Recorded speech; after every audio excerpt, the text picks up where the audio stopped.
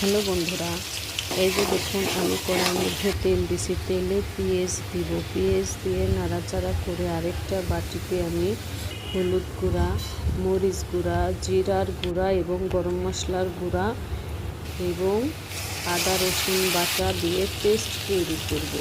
এই যে পেস্ট তৈরি করে আমি সেই বাদামি কালার পেঁয়াজের মধ্যে সেই মশলাটা সুন্দর করে কষিয়ে লবণ, গরম মশলা এবং কয়েক টুকরো এলাচ লবঙ্গ দিয়ে সুন্দর করে হাঁসের গোশটা কষাবো। অনেক সময় নিয়ে আমি হাঁসের গোশটা কষাবো।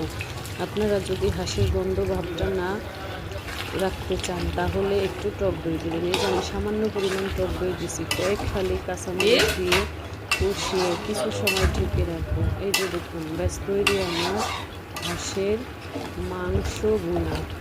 আর আমার চ্যানেলকে সাবস্ক্রাইব করতে ভুলবেন না। আসসালামু আলাইকুম, ধন্যবাদ।